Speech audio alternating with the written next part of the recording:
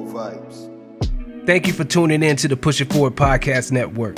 I'm your humbled executive producer, Harut, and this is the Cosmic Convos podcast. On Cosmic Convos, Brother Rod and myself gets into how to utilize sidereal astrology as a powerful organizing tool for your life. Whether you're talking about starting a family, getting married, raising children, starting a business, going into a new career, what career you need to choose, and a whole host of other topics relevant to everyone's life. All right. Make sure you check us out on Patreon, where we release exclusive content to all of our patrons, and you get the opportunity to directly interact with us and ask questions and even help us determine the shows that we cover on our weekly podcast. All right. Thank you for tuning in and enjoy.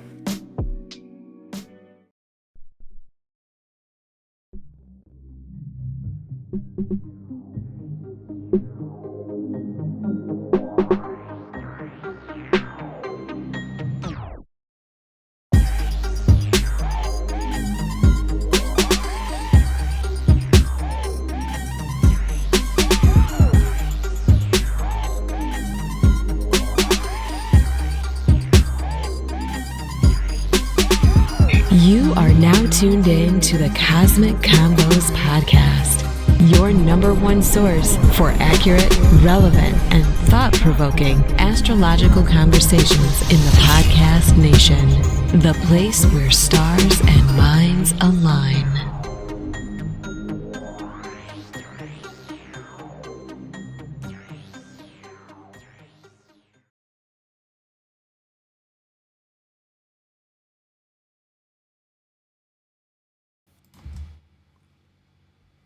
Peace. You're now tuned into the Cosmic Convos podcast. I'm your humble host, Harut, and I got my good brother here, Brother Rock.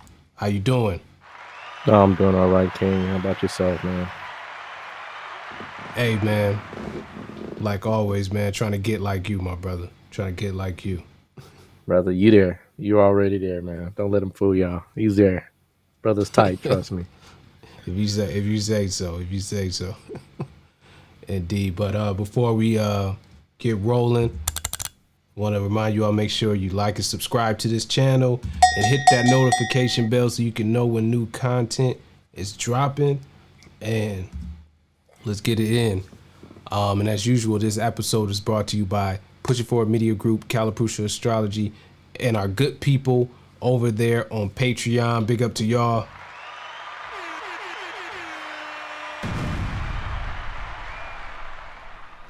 If you want to connect with us, you can follow us on Instagram at Cosmic Convo. That's COSMICCONVO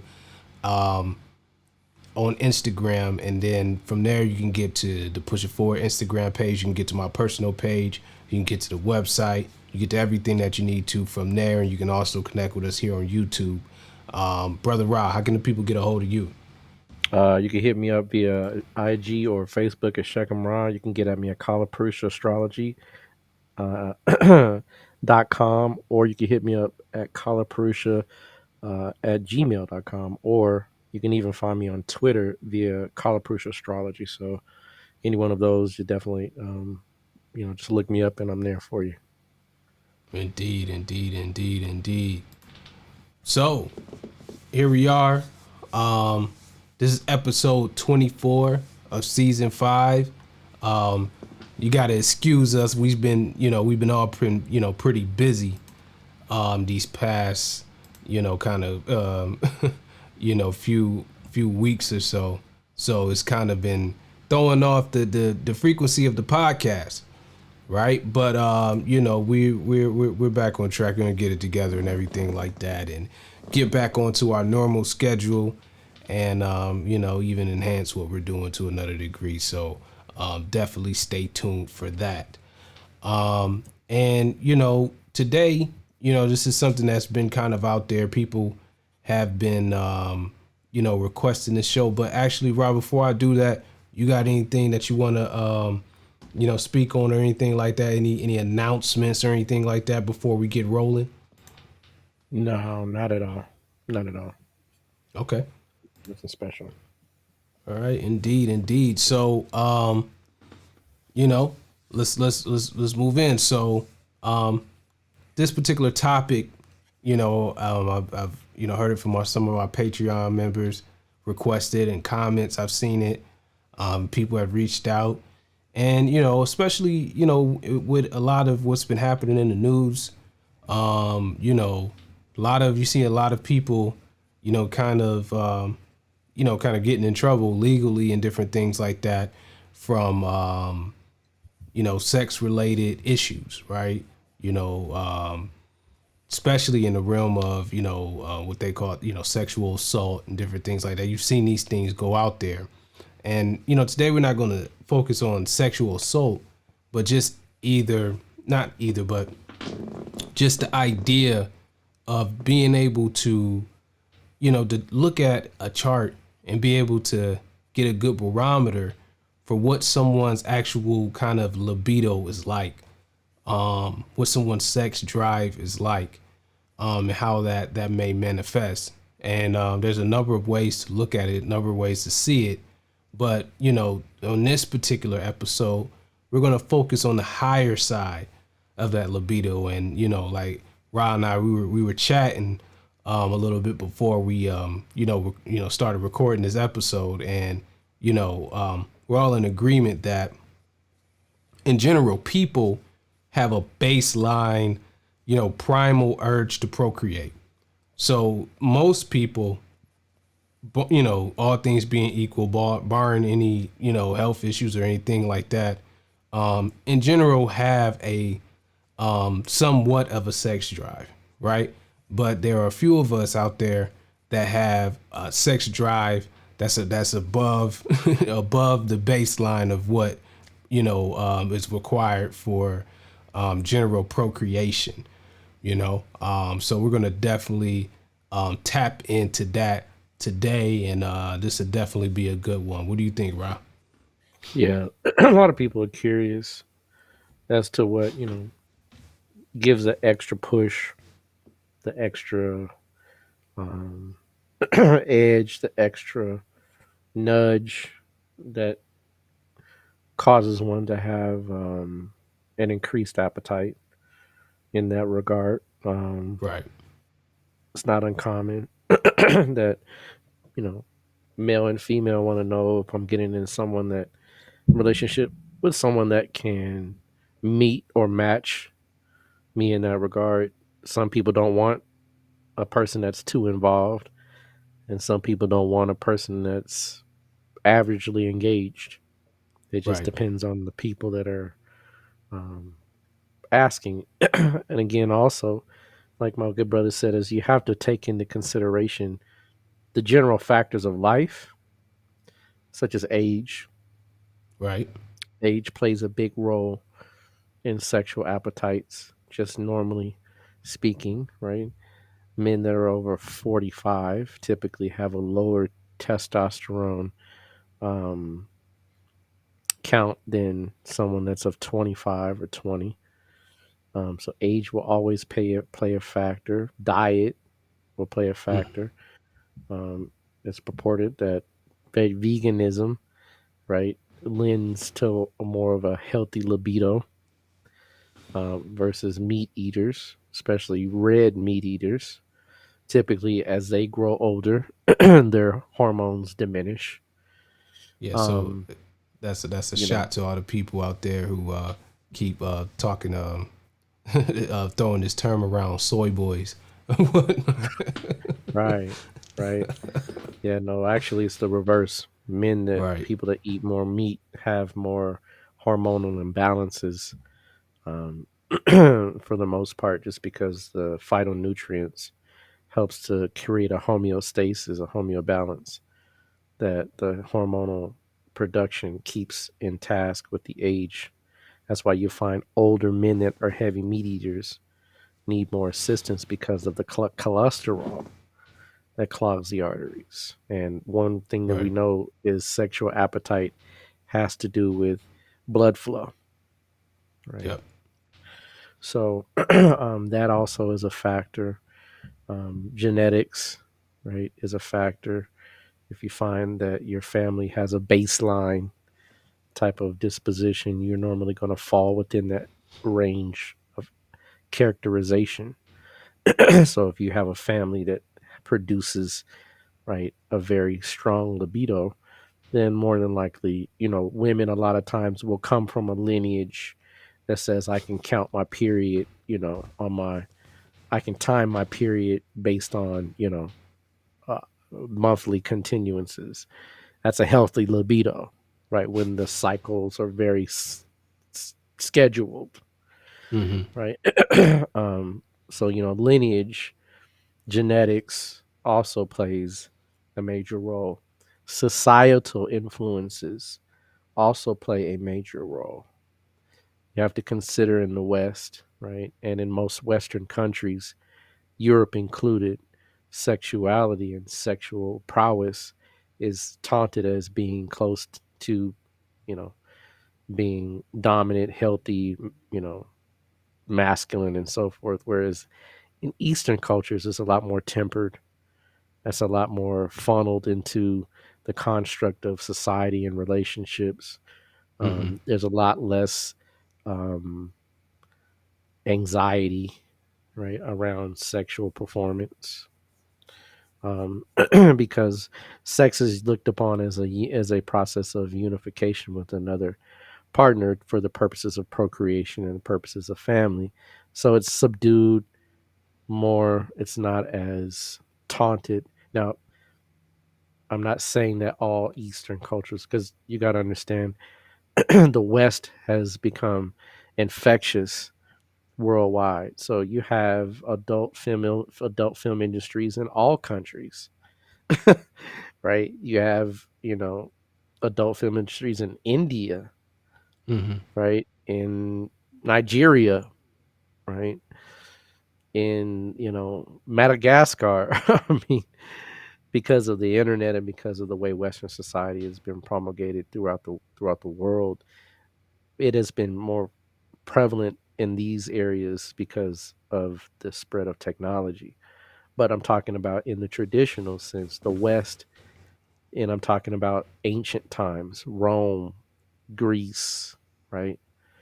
Um, Things, cultures of that nature really promoted sexuality as high on their list.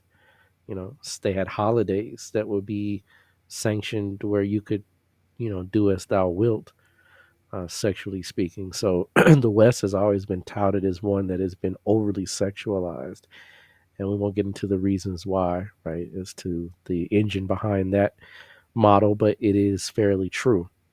So you have to take all these things into consideration, health, culture, family lineage, that kind of thing. And then add in the equation of astrology, because astrology is always the last kind of underlying factor that all these things funnel into.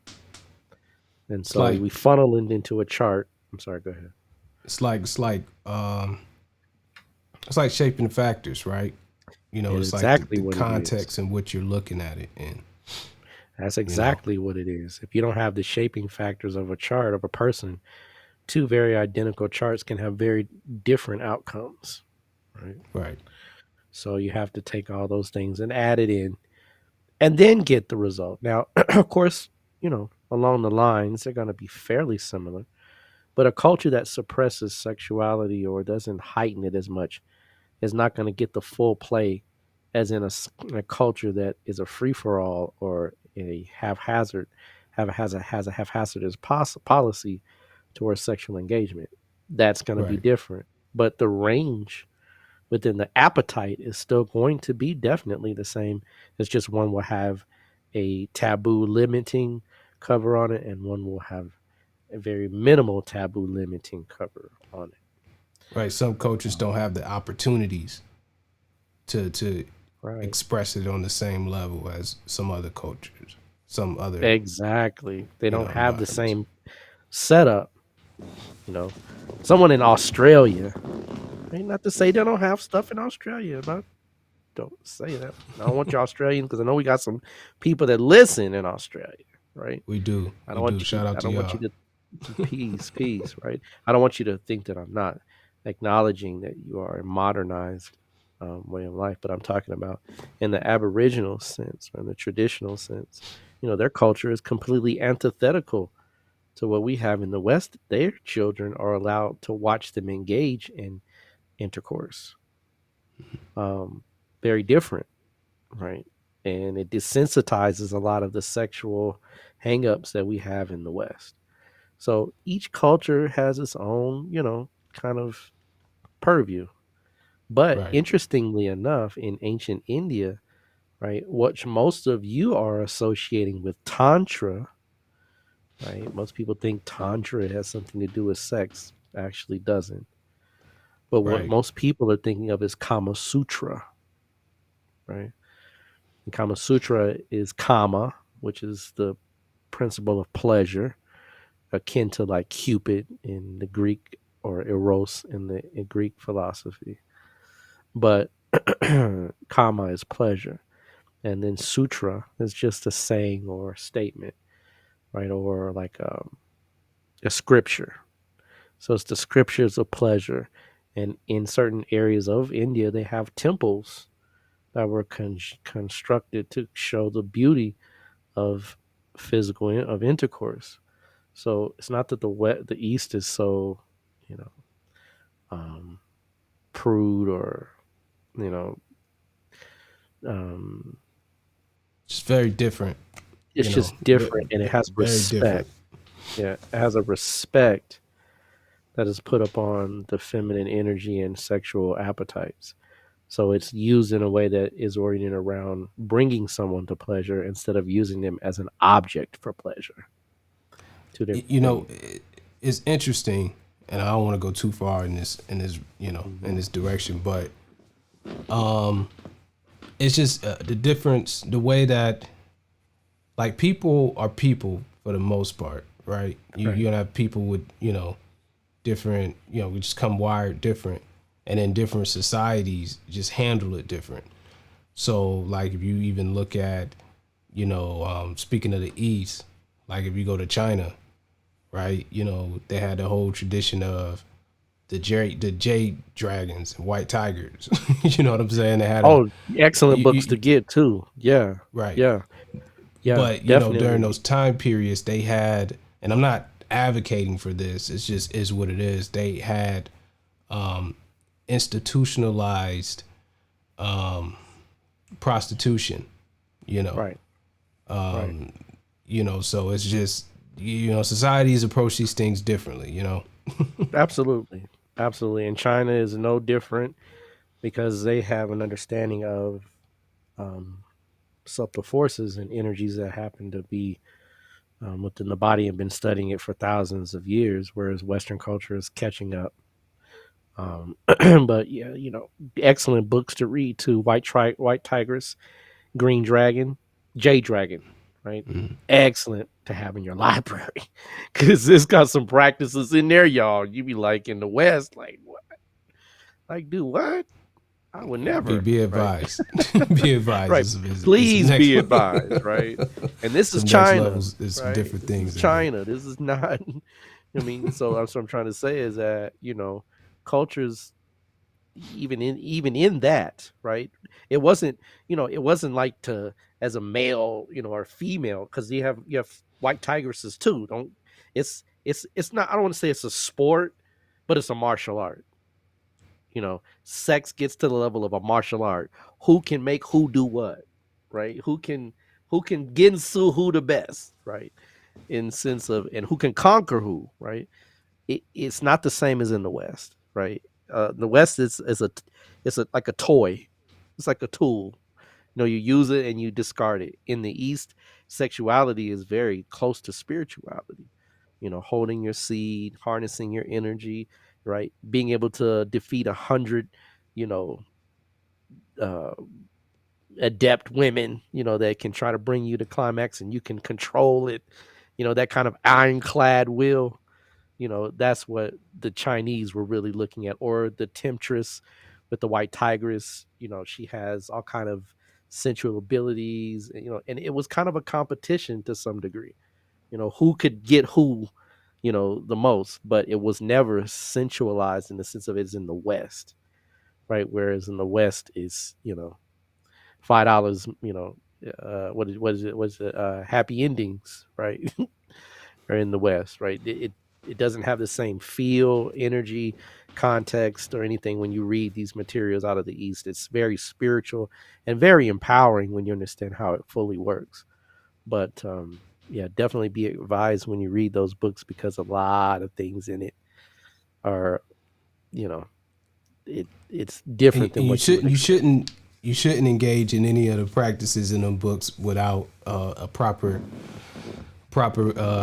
teacher involved. True. Hmm. Truthfully, you know. Yeah, you should have someone adept in it that knows the pitfalls of semen retention and all kind of things like that. So, Indeed. but with that, we can definitely just talk about have a conversation, cosmic combos about, you know, what in a chart produces libido or Right. high libido, and we're gonna cover one in the future when we do have some more real, right, substantial field work around those that don't have the express high libido or diminished sexual drive. And they're there, right? We may even throw a few gems in to kind of get you an idea of what to look for, but it's hard to We find, right? we Because were talking about it um a little bit before, because one thing, um speaking of Eastern traditions, Taoism and stuff like that, sex drive is oftentimes correlated to ambition. So, a lot of, notable people, prominent people that out there have are very ambitious. So it's highly likely that a lot of them have a pretty healthy sex drive to go along with it. So true, it's a true. little challenging to find, notable charts that have those key things that you look for a suppressed sex drive. Absolutely. And we're just saying that the sex drive has been subjugated or, somewhat channeled into kind of creative areas that brings the person to success. Mm-hmm. That's ultimately like what we'll see. But, you know, one of the first things I always look to see, right, in a chart is Mars and Venus relationship. You it tells a lot, and it's not house specific. Um, it's not sign specific. Specific. It's really chart specific. And one of the things that I have noticed in my studies, um, and it comes just effortlessly to a point where there's two planets, like I said, that are going to give you keys to see quickly as to the male female dynamic in a person's chart, both men and women. And when you see Mars and Venus in hard aspects are what? In a squared position. When I say squared, and I mean it looks like a square, in the first, fourth, seventh, or 10th house from each other, specifically fourth, seventh, and 10th from each other. Those are hard aspects. When Venus is in the first, Mars is in the fourth from it, or vice versa, right? That's a hard square. That's a 90-degree angle. 90-degree angles create tidal motions. It creates situational shifts in energy. And even in the sky, it's proven that when the moon is in what's called ashtami, right, or in opposition to the moon, it creates high tides, right? When the moon is with the sun, it's low tides. So any planet that has the same configuration with a squared 90-degree angle or an opposition creates a high tidal effect. And Mars and Venus are the planets of high passion and pleasure. So when those planets are squared each other, there is a strong indication of sexual appetites. Mars and Venus in opposition is one that is definitely noted to create high appetites. The one that creates more appetites than any one of those squared or hard aspects is Mars with Venus. Out of all the combinations I have seen in charts, repetitiously speaking, when Mars and Venus are purely connected with one another, there is a high, and I mean high, extremely strong sexual appetite in the person, male or female. This is one that doesn't have sexual restrictions. Mars and Venus produces strong sexuality when they're together in a chart. They also produce varying ranges of sexual appetites, right? Based on based on Mars and Venus in opposition is going to be high. Mars and Venus squared is going to be semi high. Mars and Venus conjunct is going to be extremely high. So those are the ranges that you would always look for. Whenever you see Mars and Venus in those positions, you don't have to guess or wonder. You can say with a lot of clarity and conviction that you have a high sex drive. And the person's going to usually say, "Yep, you're absolutely right." The difference is that when Mars and Venus are in opposition, there's a love what hate Hate. relationship Right. with the partners. So they'll have a high revved up energy, and then they will fall off and fall back like a teeter totter or a seesaw effect. That's when they're in opposition. When they're squared, the person can't get any satisfaction. The person can't achieve the reverie or the experience that they maybe have once had with sexuality, or maybe never have fulfillment, but always have a angle. Remember, it's an angle around sexuality. But when they're conjunct, meaning that we're in the same spot, we're going to definitely make sure that this person or party is going to acquire sexual energy in some form or fashion. Right. So that's number one. You can always you don't have to guesstimate. I love it when I see Mars and Venus together because the person has a lot of passion, a lot of drive, endurance. But one of the things I also have noticed with Mars and Venus in the same sign, and in women, a lot of times they have been touched upon or molested from a very early age. Not so much with men, but more with women. And the reason is because females have the um, need for protection, and so from a very early age on, as a female grows into her femininity, Mars has made a mark or an impression or an imprint on that woman's sexuality, usually by means that are not considered what we would say is healthy or um, have propriety in the sense of the girl's age. So you'll notice a lot of times with Mars and Venus, the female has been touched at a very early age, right? And that's not always necessarily it's not healthy, but it's there, and it produces sometimes an excessive amount of drive throughout the woman's life. Men are a little different. We don't typically have a woman dealing in those areas with us at a yearly early age because the masculine drive is one of which that very early on young men typically are looking to, not children, but young men are looking to have this as a means of of rites of passage, or a sense of a sense of accomplishing a level of adulthood.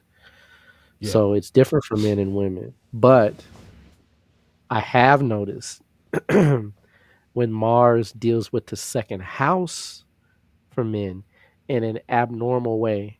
When I say abnormal, I mean something's strange with Mars, like it's with a node, or right, it has connections with the eighth or 12th lord, something like that. A lot of times I've seen where men will get touched at an early age when Mars deals with the second house. And I'm talking about usually from the opposite sex, but sometimes even the same sex. So we have to remember that children, young people are like butterfly wings. If anything you put into their sphere or their awareness, it stays for a lifetime, and that is a lot of times what triggers the effects of a high, the continuance of feeding the libido in an improper way, right, in society. So that's one that you can always take to the bank, right? That Mars, Venus, those types of combinations will produce a strong drive, sexually speaking. Now the second one I would say is Venus with the moon. And Venus with the moon, especially for women, more for women than men, but both sexes have this effect. Moon with the planet of pleasure and imaginative reverie will usually produce sex drives. Women with Venus, a lot of times, um, are very hard to please in the sense that they have, remember, Venus for a woman is her sexuality, Mm. Mars for a man is his sexuality. So the woman, as the embodiment of feminine energy, when it conjoins with that heavy, heavy, sticky, viscous energy of Heteru, of Oshun, of Kamalatmika, of Venus, it's thick. It's like sweet, sweet energy that the person has to fulfill, or has to have some type of completion of that energy. So Moon with Venus can produce high sex drives.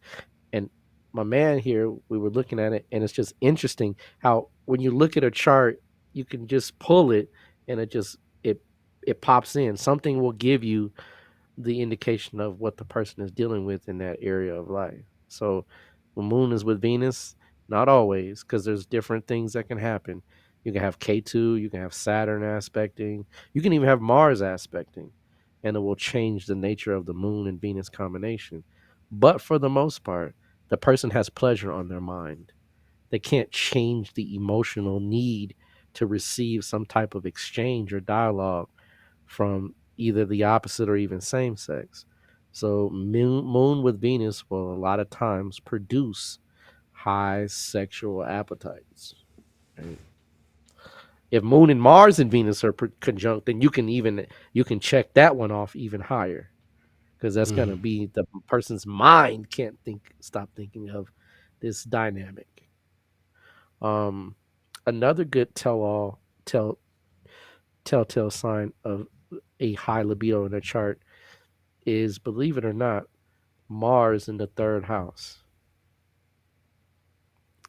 Mars in the third house. Mars in the third house. The third house is the house that deals in, right, your average everyday thought process. It doesn't have anything, it's not spectacularly thought oriented. It's just everyday communication, everyday conversation, the ability to say what's on your mind. When Mars is there, I found that a lot of times men especially have a high libido, because the third house is literally one of the houses of sex. The houses of sex are the third house, the fifth house, the seventh house, the eighth house, and the 12th house. Those are your houses of sex. I'll repeat them. The third house, people, the third house is a house of sex? Yes. The fifth house is a house of sex, sexual, inner connecting to sexuality in some way. The seventh house, the eighth house, and the 12th. Those are your primal sexual houses. The first house will be last, as adding it in, if there is a strong connection to the aforementioned conjunctions or connections. So you have to have something like Mars or Venus, Mars and or Venus interacting with the ascendant Lord or the ascendant, and you'll see a sexual appetite, right? Bar none. But when you have Mars in the third house, I've noticed that the person has just a drive to acquire sexual. Um, it's not Venus is the sensual side, right? It's more of the side of making release, right? Or having power or being able to dominate in the sexual field.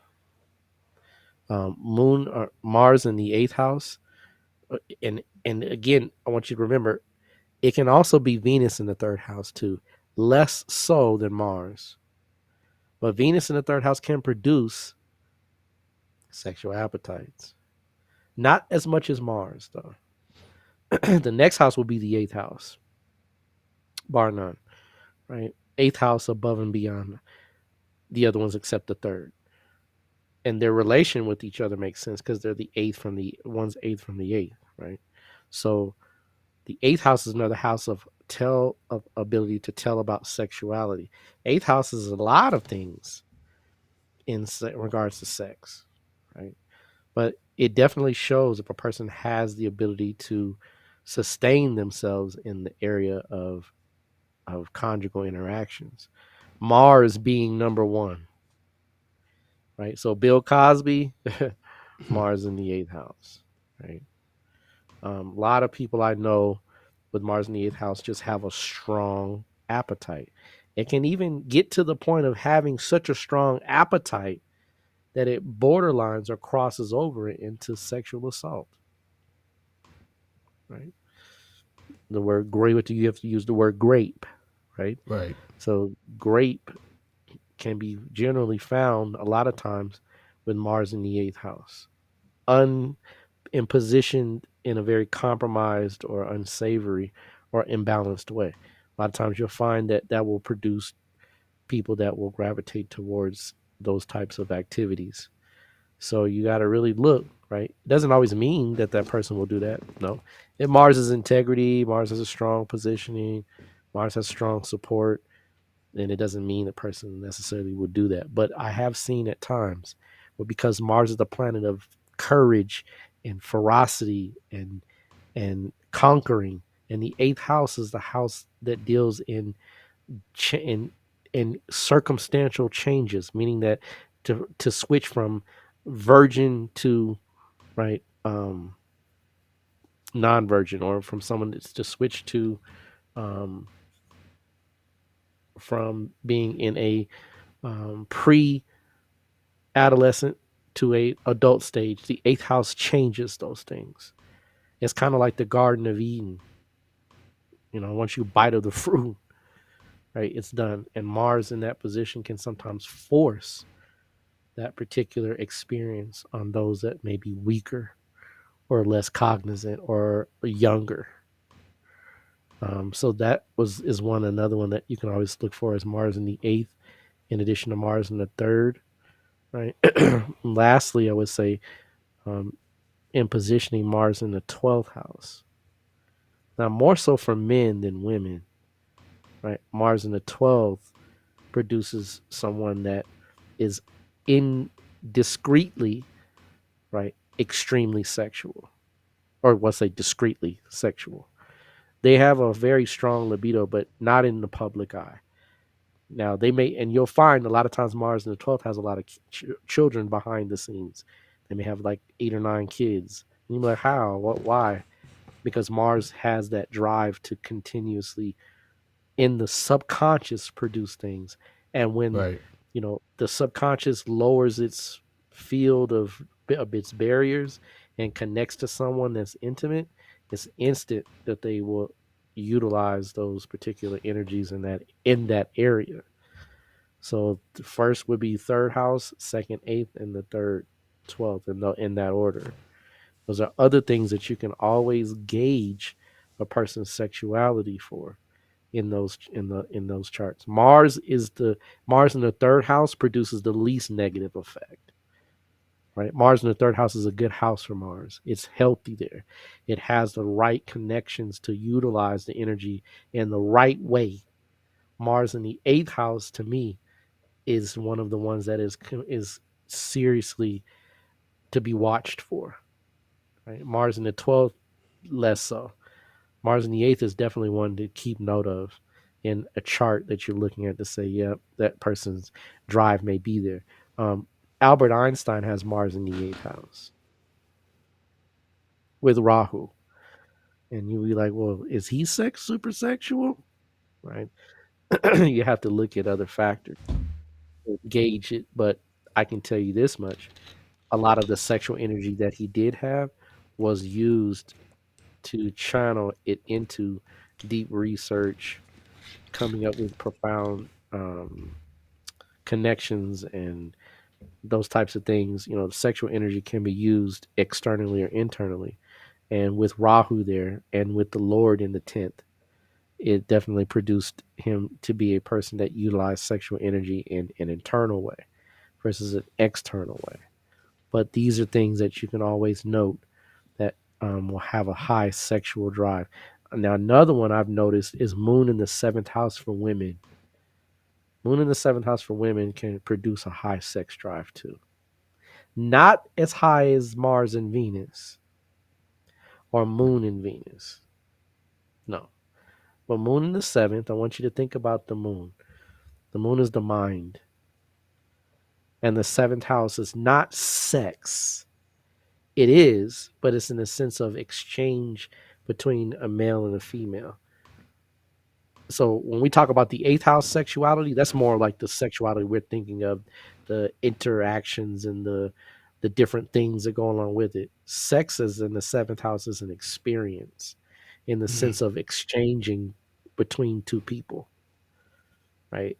So it is there. The mind can be on it, but it's more of a romantic way, or more of a long-term committed way, or more in the sense of being just with that one, having sex with that one person, right? Right. Is Moon in the seventh, right? But if anything is with that Moon in the seventh, it's going to change it. It's going to change the nature of that relationship, because now the mind is going to be triggered to have an adjunct into one of those other planets. So if it's with Mars or Venus again, then you've got a whole nother level up of that person having a stronger libido. And let me also make sure I say this: libido is not just in the body,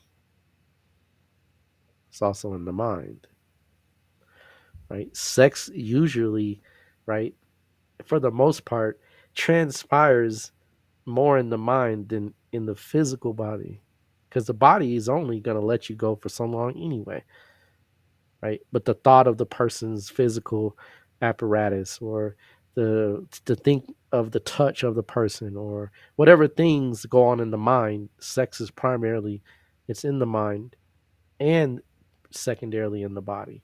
So if you have the moon in this combination, again, the moon can produce these adjuncts or these connections as well. Um, some signs about the signs. I want to make sure I say this about the signs, y'all. You know, it's astrology's been given a bad rap. Not all Scorpios are sexual, right? Especially the sun. Sun being there. Exactly. The Yeah. sun in Scorpio is the least sexual you will come across.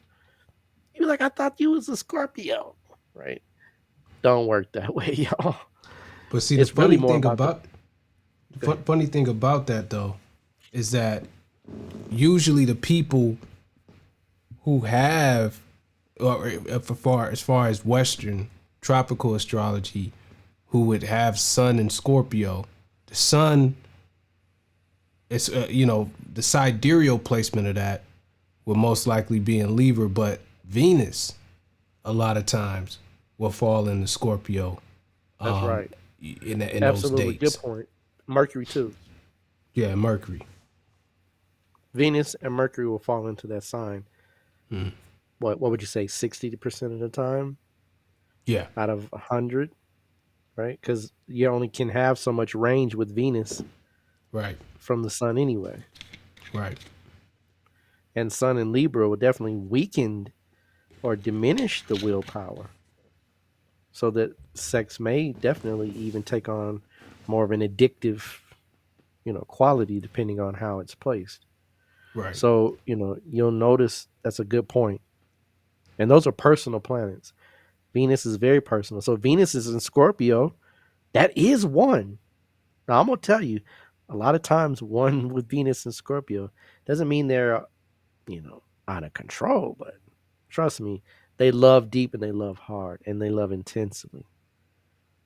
So that intensity can come across with the partner as a strong energy sexually.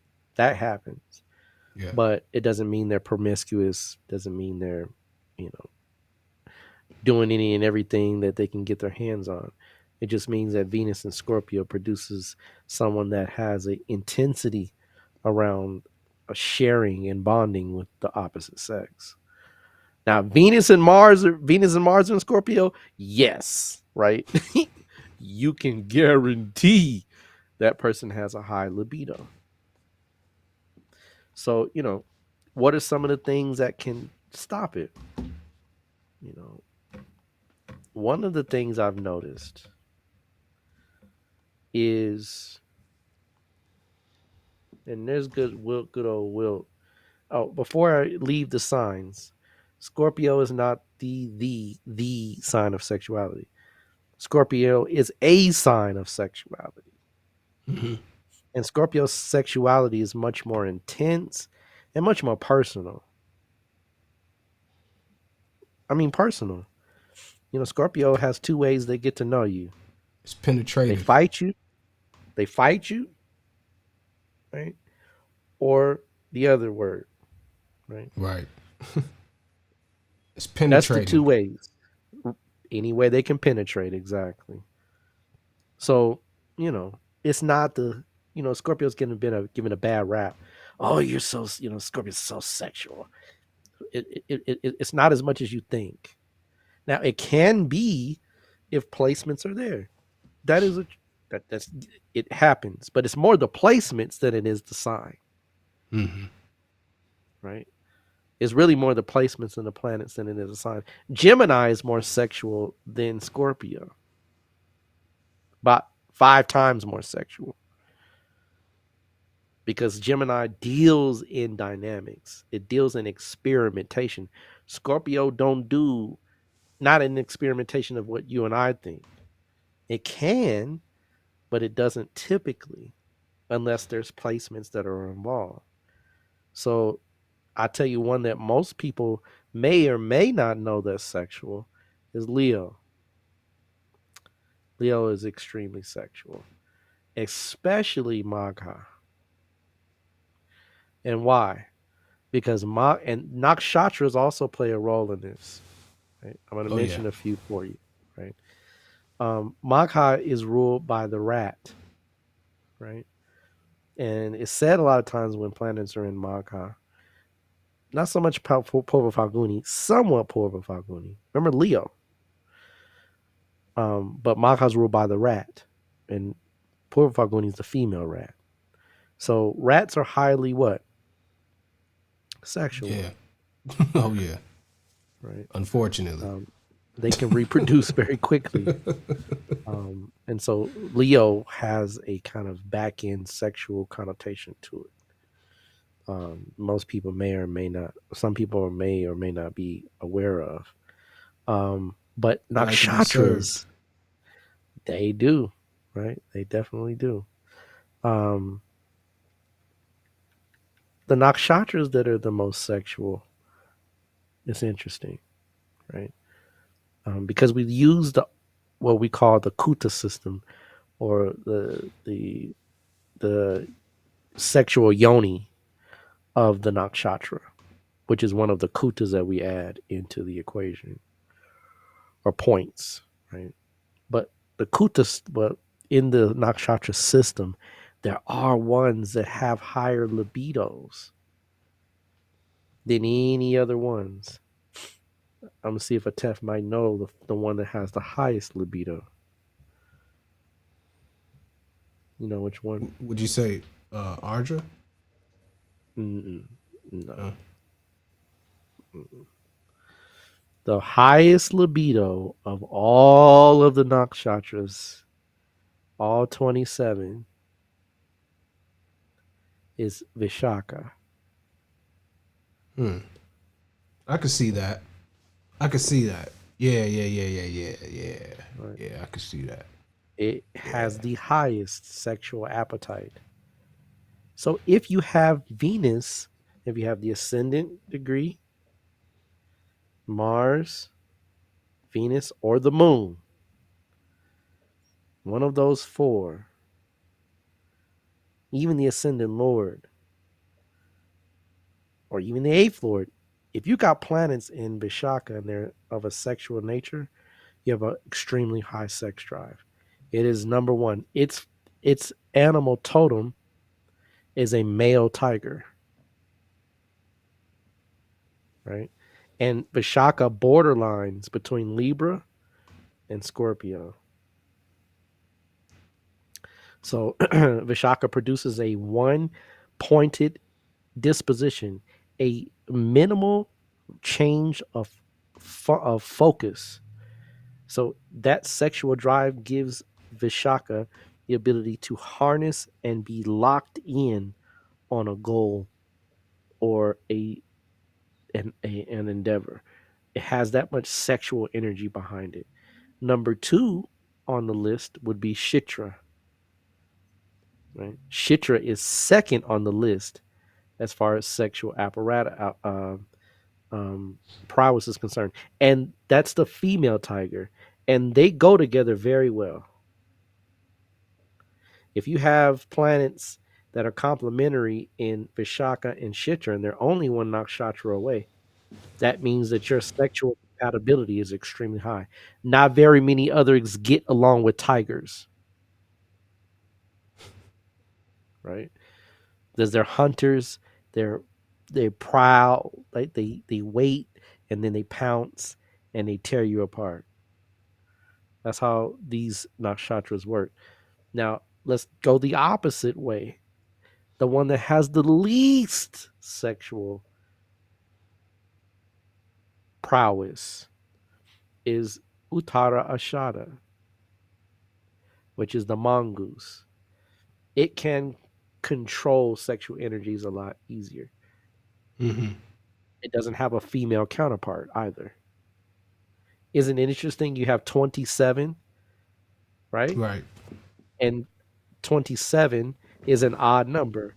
So you take away one from 27, you left 26, 13, and 13. Each one of the 13 has their counterpart except the what? The mongoose. So it's hard for them to find that suitable sexual compatible partner because they're very, right, oddly matched. Right. They're very high strung sexually, but low yielding in the sense of their energy. So it can be it can be frustrating for people that have strong placements in Uttara Ashada. A lot of times they don't find that they get if you find that partner, consider yourself extremely fortunate because a lot of times they don't find their perfect match or mate. So you look at the nakshatras a lot of times also to get matches and mates like Dahanishta, which is a male lion. No, I'm sorry, it's a female lion. And then no, yeah, it's a female lion.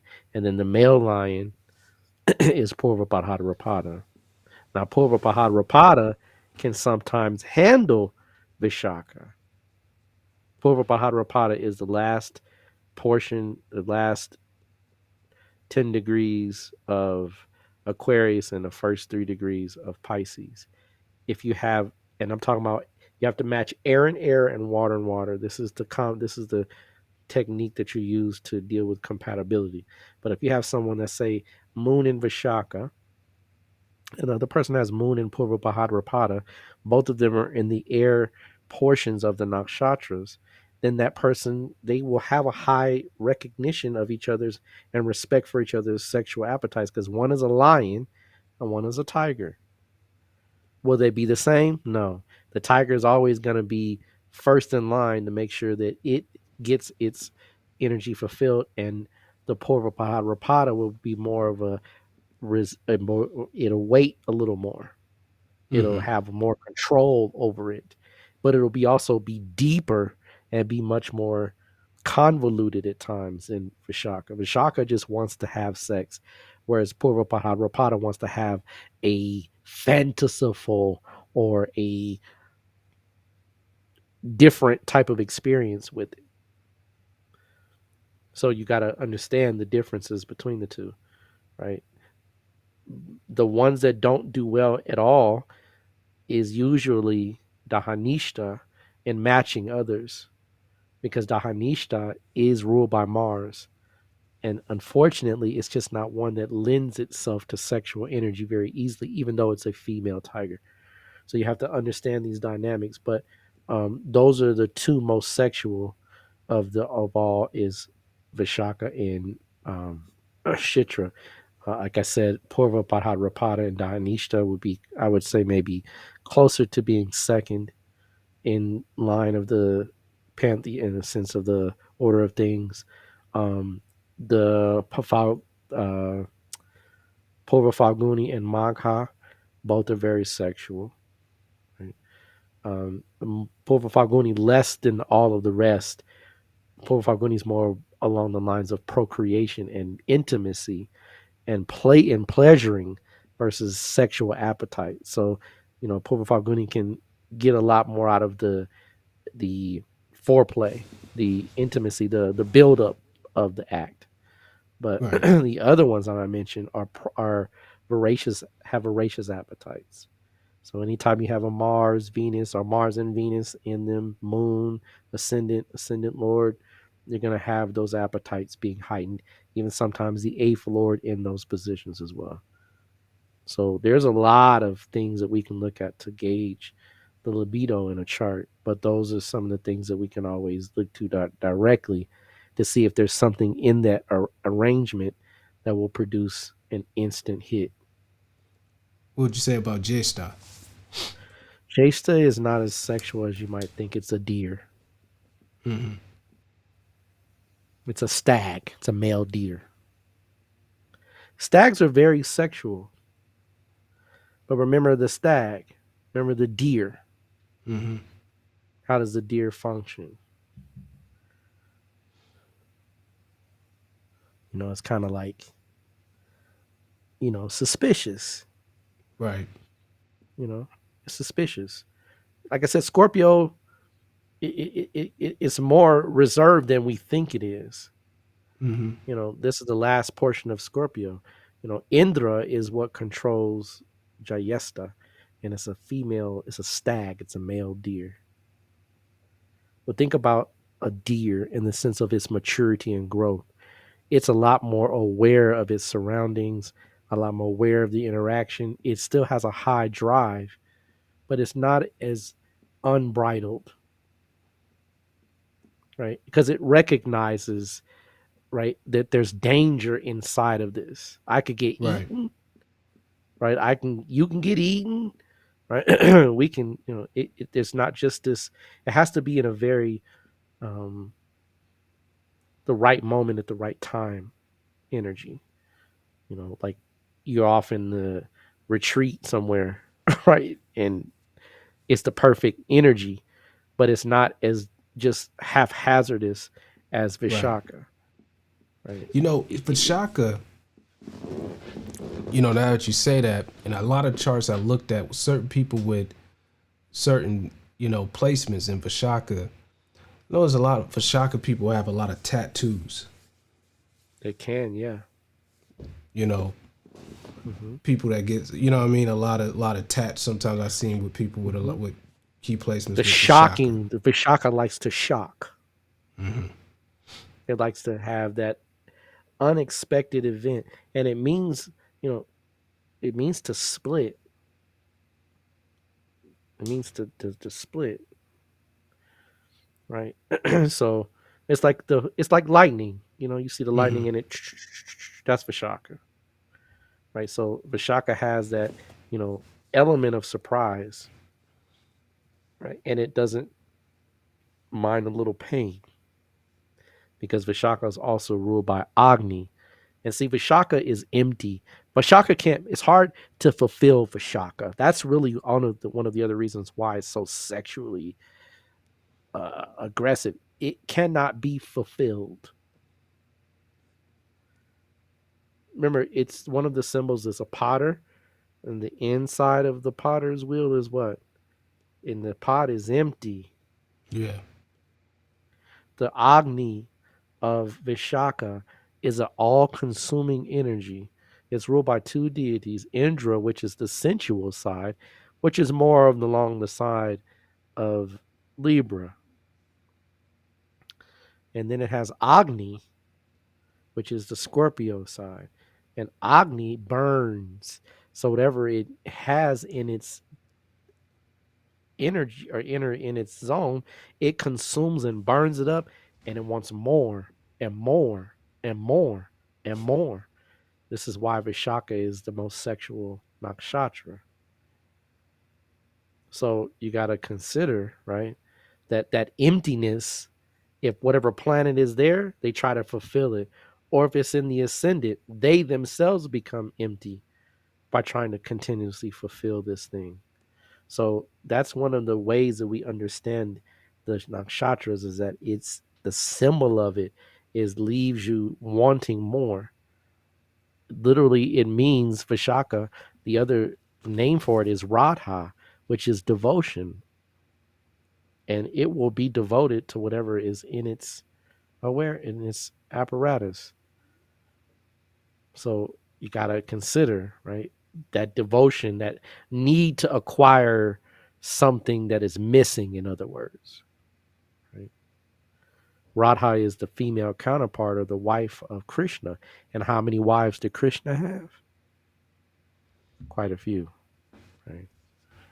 So, adding these in, you can get a really good consensus of people's sexual appetites. Um, Saturn can reduce sexual appetites to a degree, and K2 can reduce them to a degree. But you have to, Mercury can also do funny things. Mercury can do a couple things. It can multiply, meaning it can create a exponential number, or it can mentalize. And when it mentalizes, it can reduce or truncate the sexual appetites. In gemstones, the gem that we wear to control sexual energy is emerald or pana, right? Emerald controls sexual energies by far. So if you did want to wear a gemstone and you have a lot of sexual libido and you're like, I'm just about to drive me crazy, you could wear a gemstone that's green, specifically emerald or tourmaline, something like that will calm the sexual energies down. So something also to consider as well. Indeed. Indeed, indeed. We'll probably do a part two of this. Yeah, we will. We'll do the opposite way where we show you the downside of a reduced libido, right? And show you how planets can siphon off some of that sexual energy to, cause it to go the opposite direction. Because some of us are born like that. We are. Some people's sex is just not an issue. Some things sex is just not even a conversation, not even a thought. It's a thought. Let me not say it's not a thought. It's not an overwhelming or overarching or repeating thought. It's one that's there and they go on about their business. But a lot of times they have reduced creativity, reduced ambition, like my good man said here. A lot of times they don't have the drive to make things happen. So it's kind of hard to find a famous person's chart that just doesn't have certain energies behind it. But we will Speak, speak, find it, and we will definitely do speak. that. Speaking of that, real quick, let's run over these real quick. We didn't. Yeah, Wilt Chamberlain. Yeah, Sun in Maga, man. Right. That just bar none. Ascended Lord, right, is within Purva Faguni. Ascended is Taurus. Sun and I'm telling you, Sun in Maga produces a high libido. Straight up. I promise you this, right? This man has a high libido, right? I think he's slept with over 10,000 women in his life, purportedly. Right.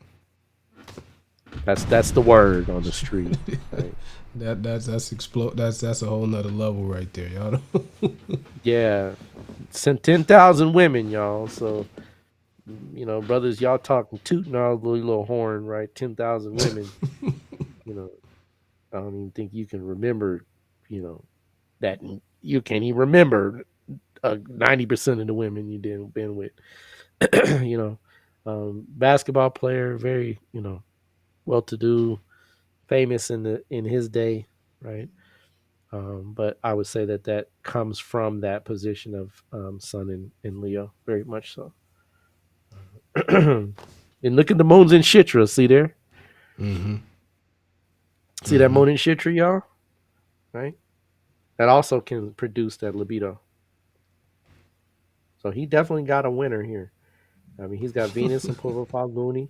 He's got Sun, and he's got a sexual appetite. Oh, Bar yeah, none. it's next level. And the Mars in the third.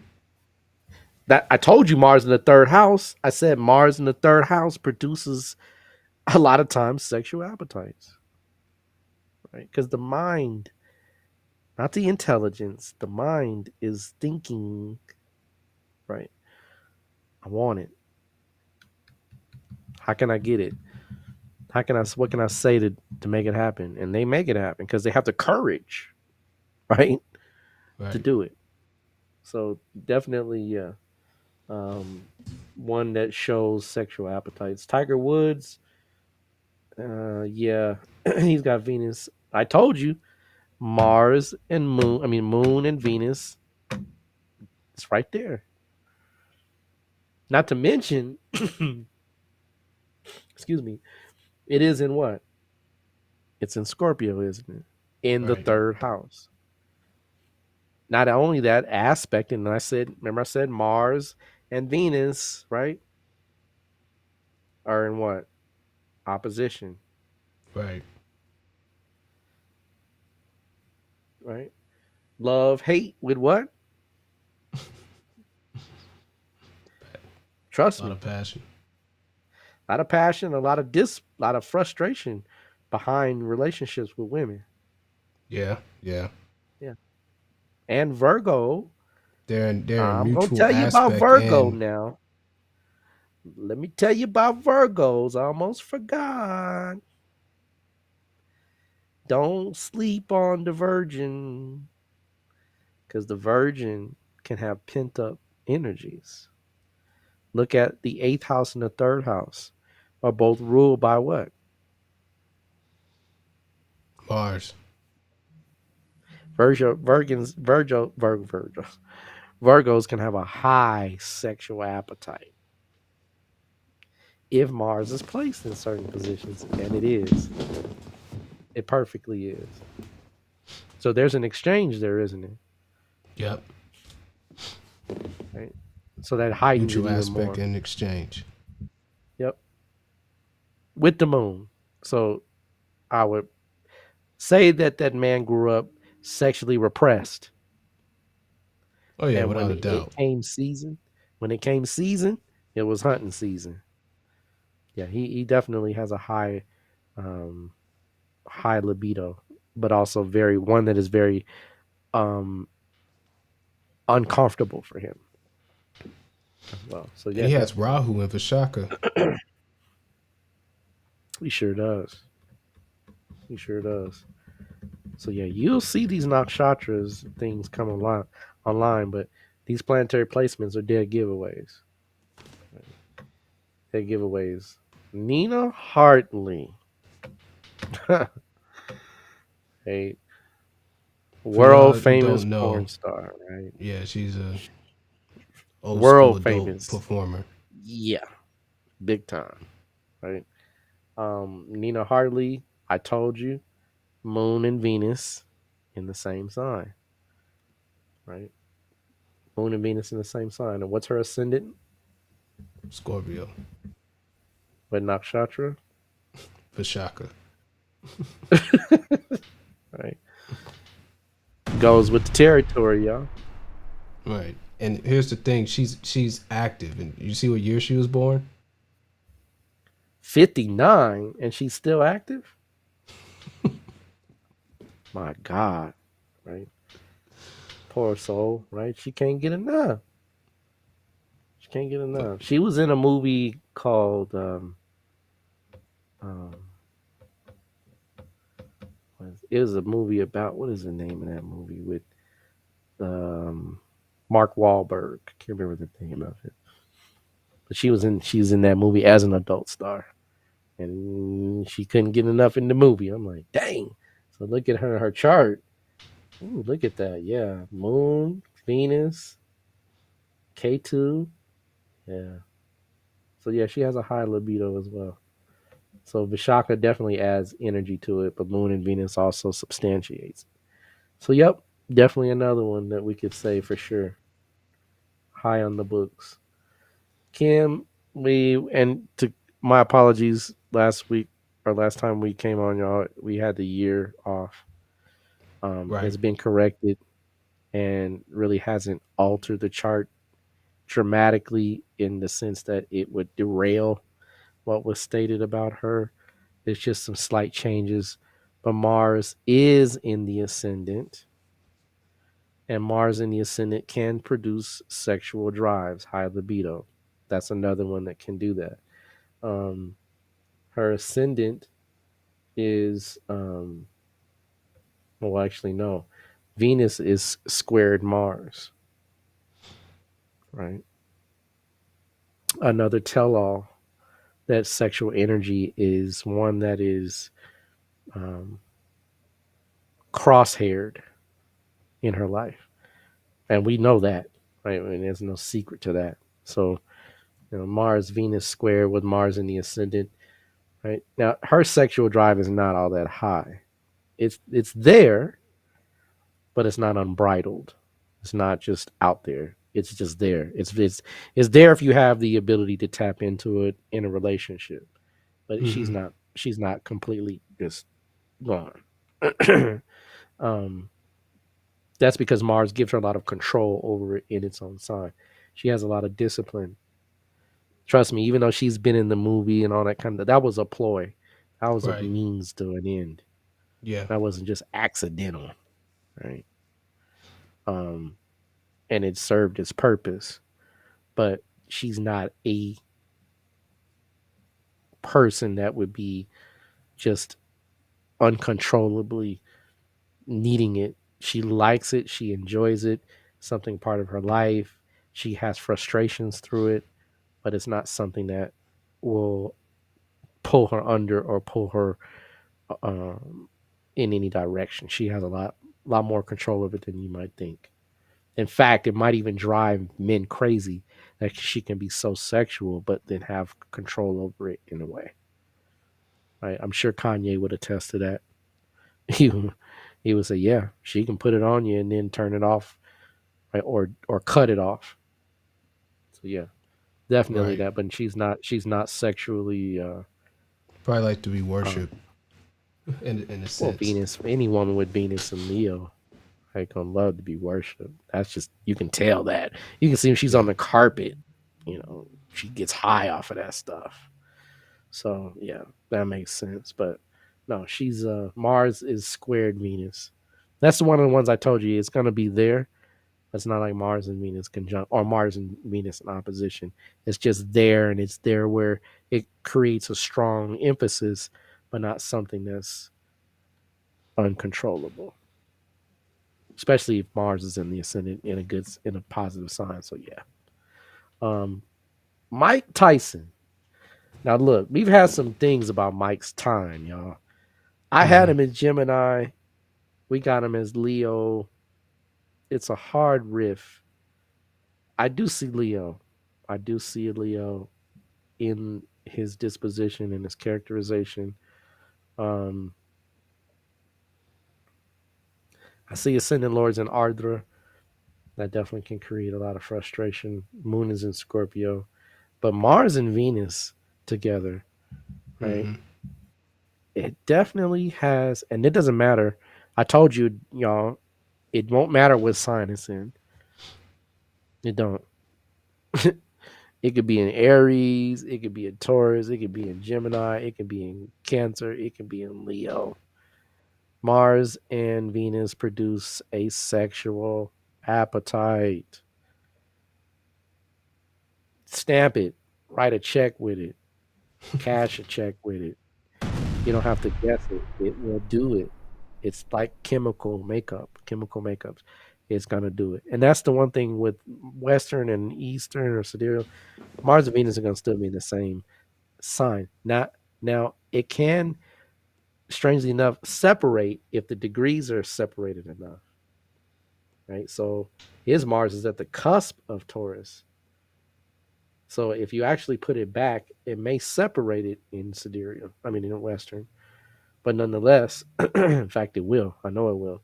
But nonetheless, that proximity of being in the same, it is in the same sign, according to sidereal. And he does have a high sexual appetite, right? Mike Tyson, right, is one that definitely has to have it. Right? He's not one that you can be in a relationship. And not only that, a secret to this is it's in the seventh from the what? In the seventh from the moon. Right. So definitely, right? Robin Givens understands, I'm sure. Right? High sexual appetite. I don't even think she said a few times he was like constantly like on it. It makes sense. The man got a lot of power behind him, a lot of drive, a lot of force, a lot of energy. Sexual energy is drive and power. So if he can, if he harnesses that, which I'm sure he does, before a fight, it's almost hard to beat him. It's hard to dominate him. So yeah, and it's in Taurus. Taurus is a strong sign, right? It's a strong anchored sign for Venus. So it just means a lot of sexual appetite, but I wouldn't say anything will harm you or rape you or rape a woman or violate her. But definitely he's gonna be adamant about having intercourse within a matter of days. It's gonna come up in the conversation immediately. That's that high that he has. So every last one of these has a decent, strong sexual drive in them. And like we said, most humans, right, are gonna have that disposition.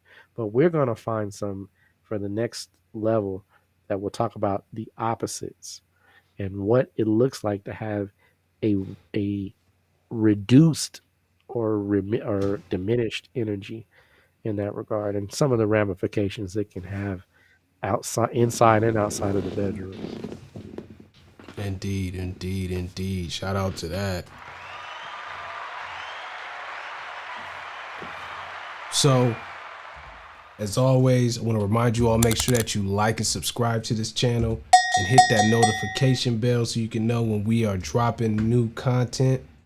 And hold on one second. And yeah, this has been episode 24 of the Cosmic Convos podcast, season 5. And we got a great episode coming up for you, so definitely be on the lookout for that. And Rod, you got anything else you want to say to people before we go out? No, not at all. Just thanks for tuning in. Thanks for being patient with us. And like I said, next show will definitely be one to utilize in your regular decision-making process if you're an African American. Indeed, indeed, indeed. So, again, thank you all for tuning in, and we are out. Peace. Peace.